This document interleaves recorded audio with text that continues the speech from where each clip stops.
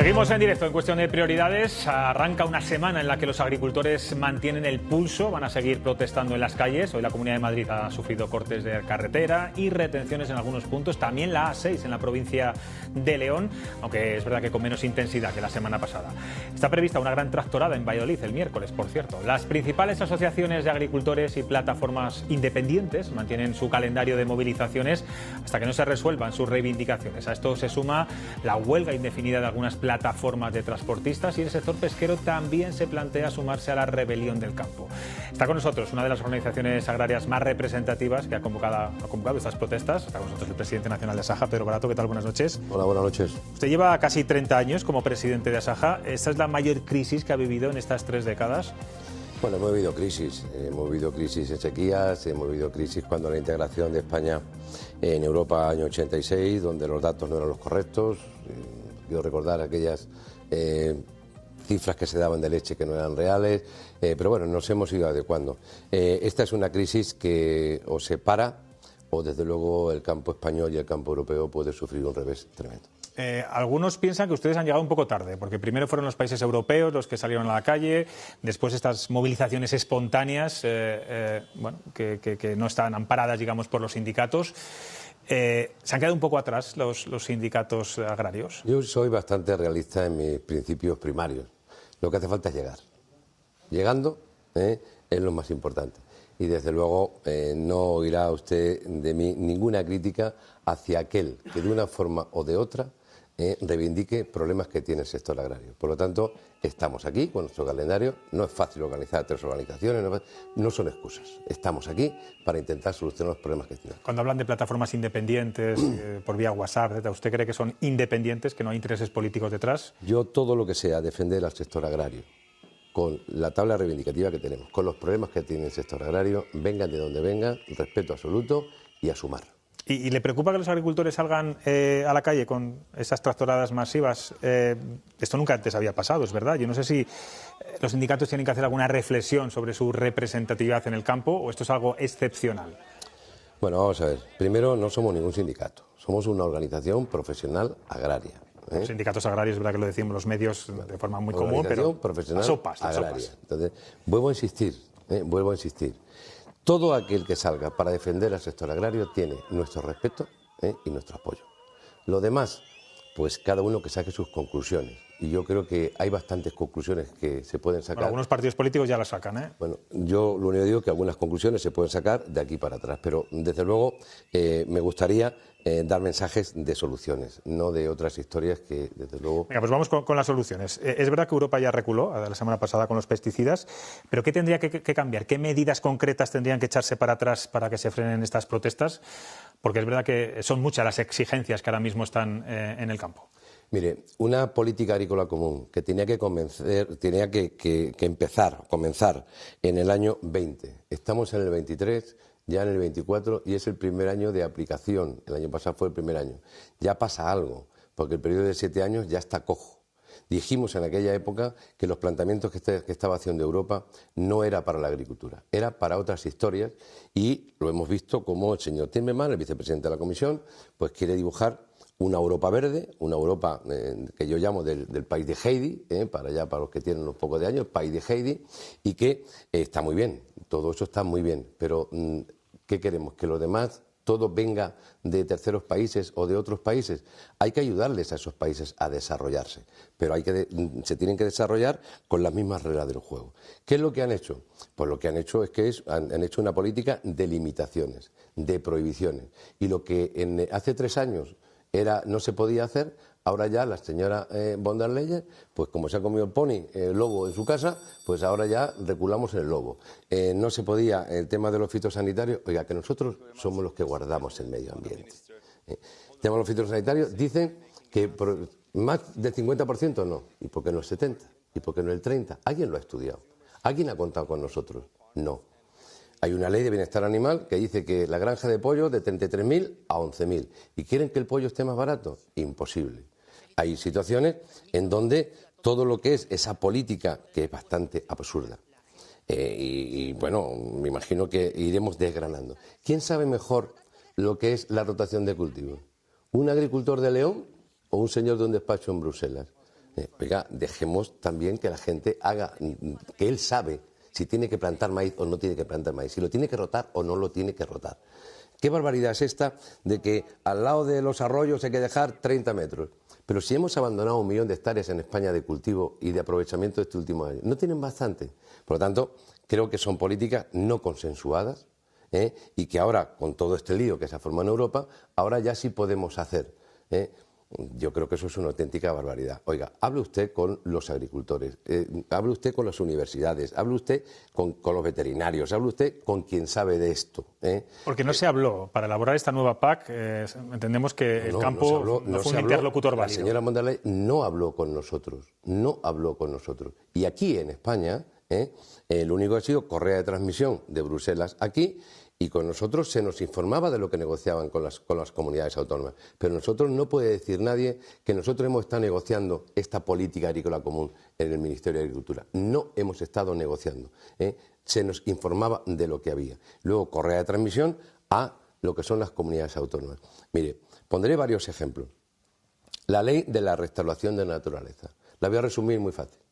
Eso prohíbe que cualquier ganadero de Castilla y León pueda quitar la dichosa uralita, que todavía ahora dice que está prohibida, pueda quitarla. Pero sin embargo se van a poner todas las placas solares que haya que poner. Oiga, vamos a ver. Yo no estoy en contra de las placas solares, pero estoy en contra de que se ponga en las zonas productivas, que se ponga en las zonas donde quitamos riqueza al territorio. Esa es la ley de la restauración de la naturaleza. El 30% de la superficie española tenemos limitaciones medioambientales. ¿Alguien ha hecho algún impacto? ¿Alguien ha dicho por qué el Valle de Alcudia sí y el Valle del otro no? No, 38% de la superficie. Por lo tanto, a esto hay que dar una vuelta y hay que flexibilizar y quitar determinados comportamientos que hace imposible la vida del agricultor. Y en plenas movilizaciones, protestas del campo, ¿están actualmente a día de hoy hablando las organizaciones agrarias con el Ministerio o con Europa de alguna forma? Al día de hoy no, con Europa sí. Una representación de Asaja, estuvimos con la señora von der Leyen el día de la manifestación, allí había primeros ministros, el presidente no estuvo, sería por otros motivos, pero sí estuvimos diciéndole a esta señora que, oiga, no puede ser. La rotación de cultivos que yo le decía, el 7% del barbecho, antes no se podía hacer y ahora sí se puede hacer. Hemos visto determinados planteamientos con los fitosanitarios. Oiga, hemos visto cómo Francia miente con los fitosanitarios. Tienen 87 materias activas en Francia. Si no las aplican o las aplican de otra forma, será porque el gobierno francés lo hace. Mire, el agricultor español, con su esfuerzo, somos muy buenos. Lo que nos tiene que dejar es producir. Somos muy buenos en frutas y hortalizas. Hemos visto el desarrollo que ha tenido Castilla y León en el mundo de la patata, en el mundo de la remolacha. Se cargaron la remolacha, se la cargaron, y era un cultivo alternativo fantástico en Castilla y León. El tema de la ganadería, sí que el tema de la ganadería, 30 años para quitar una enfermedad que es la tuberculosis, 30 años. ¿Sabe cuándo vamos a quitar la tuberculosis? Cuando no queden vacas. Oiga, algo no está funcionando, hay que cambiar esto. Decía hoy el ministro de Agricultura en una entrevista radiofónica que el nuevo modelo verde de la PAC y las medidas medioambientales se han llevado a cabo, lo que decía usted, sin escuchar al sector y todo demasiado rápido, y ha dicho que va a reclamar a Bruselas una simplificación de la PAC. Pero claro, el Gobierno nunca se opuso, digamos, a esta PAC. Esto es algo que de repente todos parece que están en contra, ¿no? Cuando antes nadie dijo nada, ¿no? Se lo acabo de decir. Los ministros aprobaron lo que la Comisión en este caso dijo. Y es más, el ministro desarrolló en España un plan estratégico. Un plan estratégico que, vuelvo a insistirle, pero cualquier agricultor de Valladolid, cualquier agricultor de Soria está haciendo las cosas perfectamente. ¿Por qué vienen a complicar la existencia pidiendo papeles inexistentes? Pidiendo situaciones que desde luego no son los correctos. Y la simplificación es sencilla. Desde Bruselas hasta las comunidades autónomas, esto es un mare magnum. Mire, mis vacas tienen más control sanitario que cualquiera de los que estamos aquí esta noche. Y todavía no nos dejan vivir.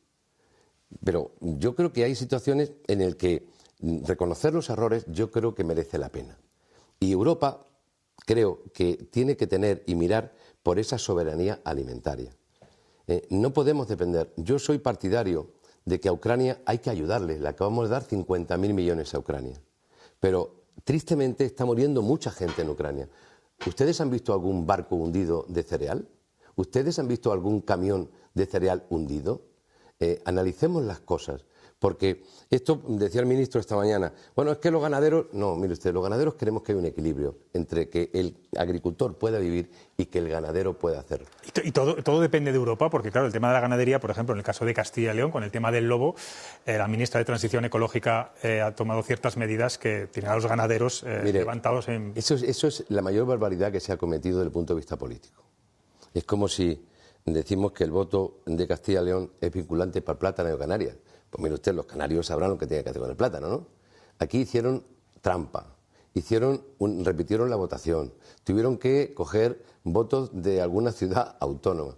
No es más sencillo. Castilla y León tiene un color político, Galicia tiene el mismo color político, Cantabria tiene otro color político, Asturias tiene otro color político que es totalmente distinto. No es más fácil, donde está el 88-89% de la población del lobo, decirle a estos consejeros cómo vamos a hacer esto y de qué forma lo vamos a hacer. No, es imposición, es imposición. Un lobo hoy tiene más derechos que una oveja, que una vaca y que el propio ganadero. Tan difícil es reconducir la situación para que las cosas vengan con normalidad. Eso es lo que estamos pidiendo, no estamos pidiendo otra cosa. ¿Esto va para largo, señor Barato? Viendo cómo están las cosas, la falta de interlocución que tienen ustedes ahora mismo con el Gobierno y, en fin, usted que conoce bien cómo funciona Europa, ¿esto se puede alargar en el tiempo? Mira, mi experiencia me dice que hay que dialogar, que hay que negociar, pero todo tiene un tiempo. Y el tiempo que tenemos hoy es que nosotros hemos convocado unas movilizaciones, las cuales van transcurriendo con normalidad. Nosotros pedimos nuestros permisos a las delegaciones del Gobierno, tenemos nuestros problemillas, pero lo normal en estos casos. Tenemos que buscar cómplices con la sociedad, no enemigos en la sociedad. Tenemos que hacer el que todo esto se desarrolle. Yo daré aquí esta noche una clave. El día 26 de febrero hay Consejo de Ministros en Bruselas. Y ese día podrá haber cosas. ¿Tiene usted información de que puede haber cambios? Lo que les digo es que el día 26, incluso pues el día 26, pues a lo mejor también hay alguna concentración en Madrid, en el Ministerio, en la sede de las comunidades europeas, porque los ministros tienen que saber que esto hay que cambiarlo. Y encima son medidas que no cuestan dinero, no cuestan dinero. Por lo tanto, yo creo que en sus manos está, ¿no? Sí, no se trata de grandes inversiones, desde luego. No. El exceso de burocratización no depende de mucho dinero. Bueno, antes de pasar las preguntas a los contertulios, voy a darles el resultado de la cuestión del día. Les preguntábamos por este tema y la pregunta es si cree que el sector agrícola debe mantener sus protestas indefinidamente, sine die. Bueno, pues la gente, como ven, el resultado ahí está con el campo, porque un 58% cree que sí, ha votado que sí, y un 42% que no. Carmelo, cuando quieras. ¿Qué tal, señor Barato? ¿Cómo está? Buenas noches, don Carmelo. Ha habido concentraciones de todo tipo, no todas, digamos, han estado comunicadas. Ha habido algunas convocatorias de esas que se hacen por redes y aparecen, digamos, manifestaciones espontáneas, algunas de ellas con actos de violencia. Esto es a lo que hemos asistido.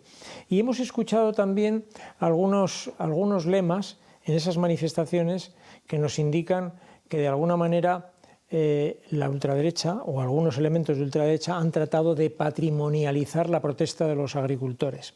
Y esos lemas iban contra Europa. Decían poco menos que Europa les sobraba. Yo le quiero preguntar ¿hasta qué punto hay el riesgo de que elementos políticos, desde luego no transversales, se capitalicen y patrimonialicen la protesta del campo, y cómo sería, si es posible, el campo sin las exigencias de Europa, pero también sin las ayudas europeas? Bueno, la primera pregunta que me hace es, el campo normalmente cuando se acercan unas elecciones siempre somos protagonistas. Usted recuerda cómo se hablaba de la España vaciada en las últimas elecciones. Aquí de la España vaciada se hablaba por todos lados, se hablaba de muchas cosas, luego ya se han olvidado de la España vaciada, ¿no? Yo creo que se puede hacer política, y se hace política todos los días, pero desde luego yo lo único que pido es respeto. respeto en el sentido que el agricultor tiene su propia ideología personal, la hace y la desarrolla cuando va a las urnas, y por lo demás yo no voy a caer en ninguna tentación, en descalificaciones de unos y de otros, no. Yo creo que aquí el agricultor ya sabe lo que tiene que hacer y sabe dónde se tiene que dirigir. ¿Cómo sería sin subvenciones? Es que son más llamadas subvenciones. La política agrícola común nace con estos dineros en donde son pagos compensatorios para la renta del agricultor. Y que todo el mundo sepa que estas ayudas que llegan, eso puede estar, según la zona de España, entre un 20 y un 30% de la renta del agricultor, entre un 20 y un 30. Todavía nos queda un 70 o un 80 que dependemos del mercado. Y ahí es donde está la madre del cordero, porque no estamos sufriendo una crisis de precios, estamos sufriendo una crisis de costes. Es que una tonelada del abono que utilizamos, una media, 240, 260 euros la tonelada. Pero es que hoy esa tonelada vale 600, 650 y como sea un complejo un poco raro, vale 700 y 800. Y este año ha bajado un poco. Entonces, es un problema de costes. Es que cuando empezó la pandemia, antes de la pandemia, el gasóleo lo estábamos utilizando a 55, 56, 57 céntimos. Hoy está a 1, a 1.1, a 1.2. Por lo tanto, son costes. ¿Qué ocurre si estos apoyos no llegan?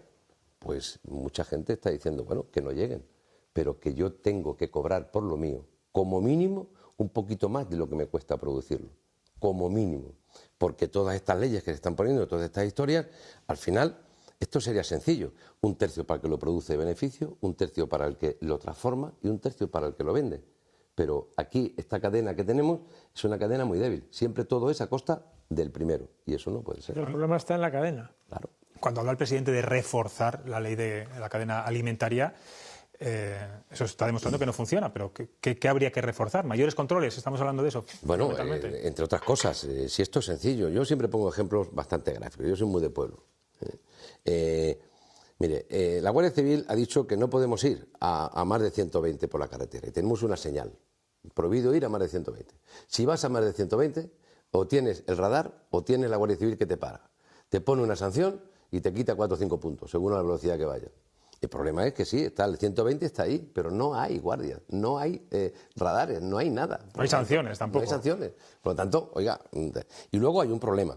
El problema es que todo está muy bien, pero si dice la ley que yo no puedo vender por debajo de lo que cuesta producir, por lo menos, pues yo creo que lo que hace falta es comunidades autónomas, institutos, universidades, lonjas, todo el mundo decir, oiga, ¿cuánto vale producir un kilo de uva?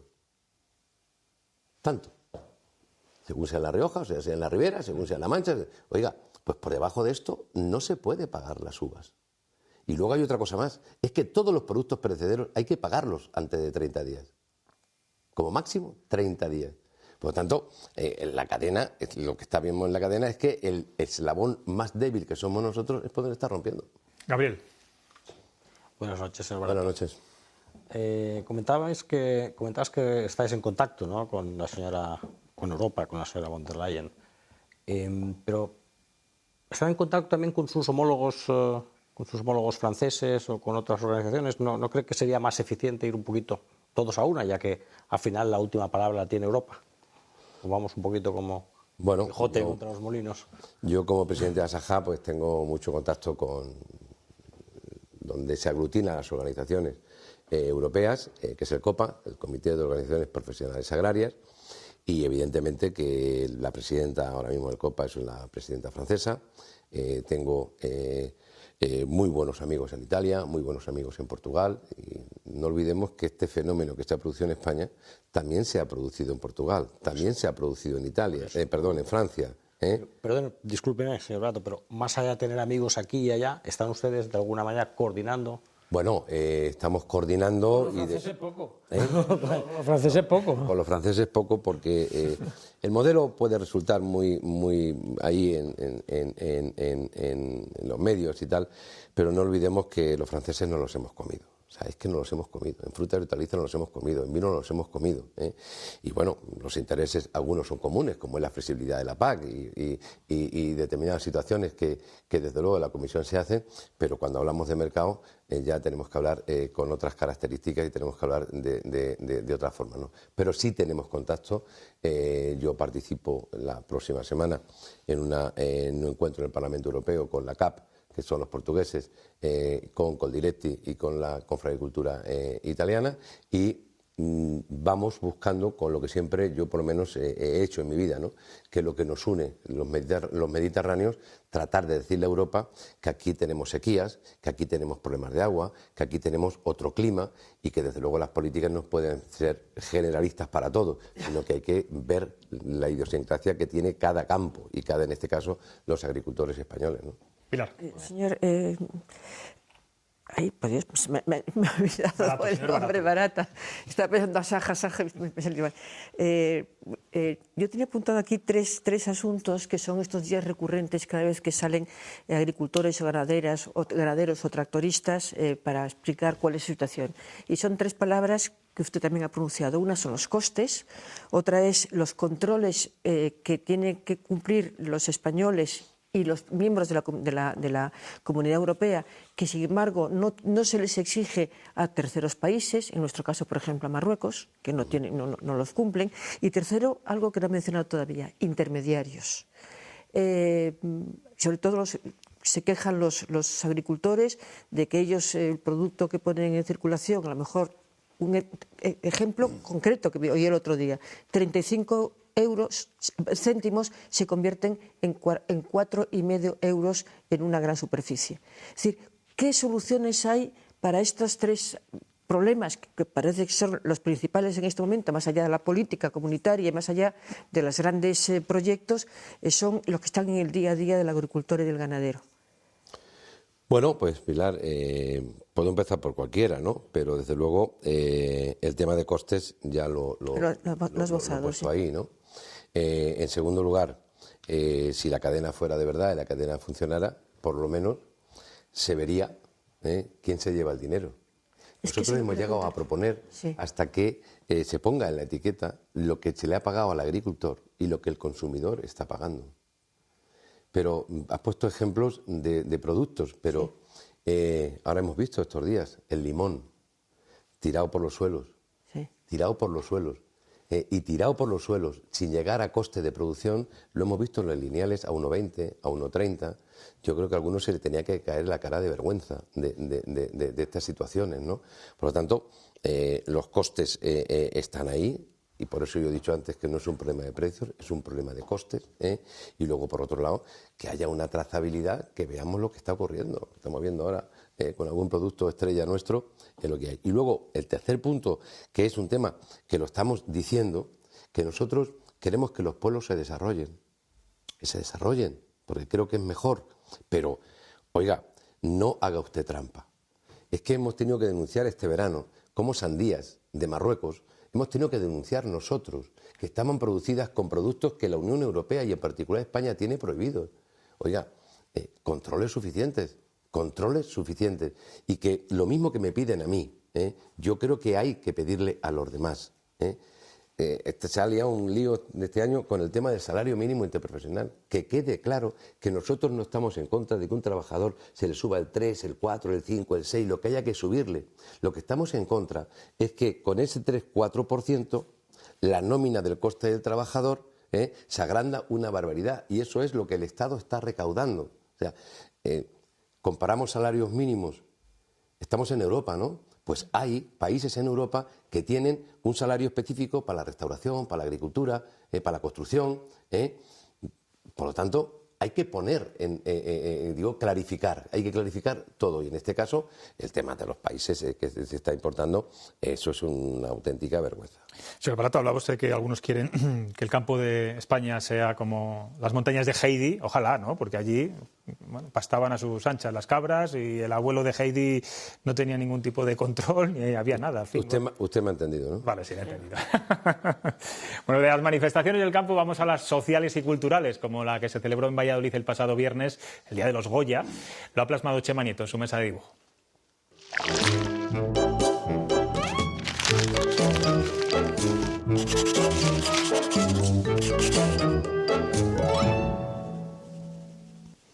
Hay noticias que no entiendo, por más lámparas que enciendo. Pero ¿cómo vamos a acabar con el odio si hacemos una manifestación contra el odio y algunas de las 120 organizaciones y colectivos sociales, políticos y culturales convocantes de la propia manifestación no asisten a la misma? Porque se ve en la foto que no estaban todos. Añadieron la frustración y la melancolía al odio que nos aflige. ¡Ay, qué desazón! Ya brilla la actualidad en nuestra comunidad. Bueno, 4.000 personas era la cifra más o menos que han publicado todos los medios. No parece que se cumplieran mucho las expectativas. Señor Barato, gracias por estar en Cuestión de Prioridades en este rincón de Castilla y León aquí en Madrid. No me ha contestado a las preguntas más así complicadas, las primeras, pero bueno, yo creo que ha quedado claro el mensaje que quiere usted trasladar al campo. Y ojalá el 26 de febrero, decía, en ese Consejo de Ministros, haya soluciones, ¿no? Si me permite, sí, le voy a contestar ahora. Esto, cuanto más unidad, más fuerza hay. Cuanto más unidad, más fuerza hay. No derrochemos nuestras fuerzas. Bueno, eso está bien.